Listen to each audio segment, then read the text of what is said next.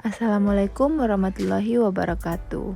Halo, perkenalkan nama saya Haslina binti Muhammad dari Universitas Negeri Makassar jurusan Psikologi Pendidikan dan Bimbingan. Baiklah, video ini saya buat untuk memenuhi tugas mata kuliah praktikum asesmen BK. Jadi di dalam video ini saya akan menjelaskan tentang tes kepribadian Papy Kostick. Selamat menyaksikan. Konsep dasar tes kepribadian Papy. Papy atau Personality and Preference Inventory adalah personality assessment atau alat tes penilaian kepribadian terkemuka yang digunakan oleh para profesional HR atau human resource dan manajer terkait untuk mengevaluasi perilaku dan gaya kerja individu pada semua tingkatan. Personality Anda, Preference Inventory atau PAPI, dibuat oleh guru besar psikologi industri dari Massachusetts, Amerika, yang bernama Dr. Max Kostick pada awal tahun 1960-an. Tes Papy Kostick saat ini sering digunakan dalam lingkup HRD di suatu perusahaan atau organisasi. Tes ini merupakan salah satu tes kepribadian yang tercermin dalam tingkah laku yang didasarkan pada kategorisasi. Papy Kostick mengukur roles dan need individu dalam kaitan dengan situasi kerja. Dengan mempelajari Papy Kostick, maka kita akan banyak memperoleh informasi mengenai profil individu, baik dari segi tipologi kepribadiannya maupun dalam konteks pekerjaannya. Tes Papy Kostick bertujuan untuk mengukur aspek-aspek psikologis dan untuk mengevaluasi perilaku dan gaya kerja individu di tempat kerja. Selanjutnya, aspek tes kepribadian Papy Kostick. Papy Kostick merupakan laporan inventory tes psikologi kepribadian atau self-report inventory. Terdiri dari 90 pasang pernyataan pendek berhubungan dalam situasi kerja yang menyangkut 20 aspek kepribadian di kelompoknya dalam 7 bidang, yaitu seperti berikut. Yang pertama, kepemimpinan atau leadership, arah kerja, work activity, aktivitas kerja, work activity, relasi sosial, social nature, gaya bekerja atau work style, sifat temperamen atau temperamen, dan posisi atas bawahan atau followership. Nah, selanjutnya validitas dan reliabilitas. Jadi, pengujian validitas menggunakan metode pengujian black box. Berdasarkan 14 kasus uji yang telah dilakukan pengujian black box, masing-masing memberikan kesimpulan valid, di mana menghasilkan nilai valid sebesar 100% yang menunjukkan bahwa fungsionalitas sistem dapat berjalan dengan baik sesuai dengan daftar kebutuhan. Validitas ini dari hasil tes oleh sistem pakar tes kepribadian Papy Kostick untuk seleksi dan penempatan tenaga kerja oleh program studi Teknik Informatika Universitas Brawijaya. Baiklah, selanjutnya materi tes buku soal Papy Kostick. Tes. Yang pertama, lembar jawaban Papy Kostick tes. Yang kedua, 1 lembar psikogram Papy Kostick tes. Yang ketiga, 1 buku norma Papy Kostick tes. Selanjutnya, waktu. Dalam pelaksanaan Papy Kostick, tes secara tertulis tidak ada batasan waktu yang diberikan. Durasi mengerjakan tes bergantung pada kecepatan tester dalam menjawab semua pernyataan yang tersedia. Namun, pada umumnya, tester dapat menyelesaikan menjawab semua pernyataan pada tes ini dalam waktu kurang dari 35 menit sampai dengan 45 menit. instruksi alat tes. Yang pertama, ada 90 pasang pernyataan. Pilihlah salah satu dari setiap pasangan pernyataan tersebut yang Anda anggap paling dekat menggambarkan diri saudara. Bila tidak satu pun dari sebuah pasangan pernyataan yang cocok, pilihlah yang saudara anggap benar.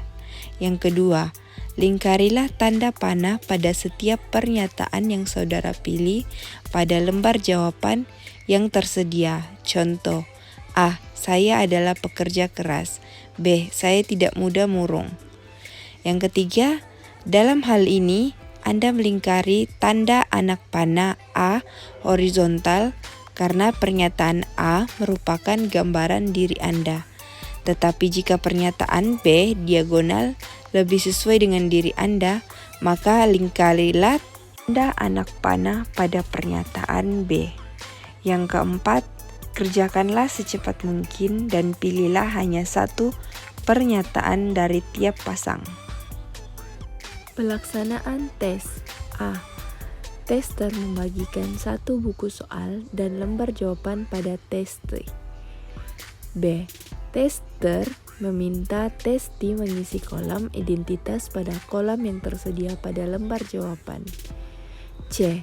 Tester memberikan instruksi tata cara pelaksanaan papikostik test pada testi. D.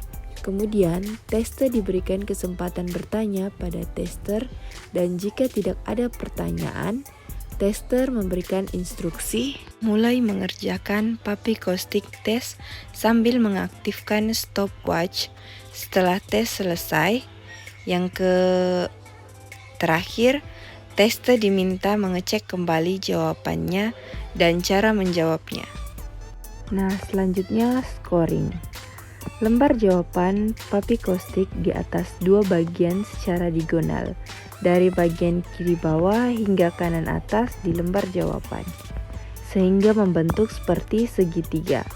Scoring di salah satu segitiga tidak ada kaitannya dengan scoring di segitiga yang lain.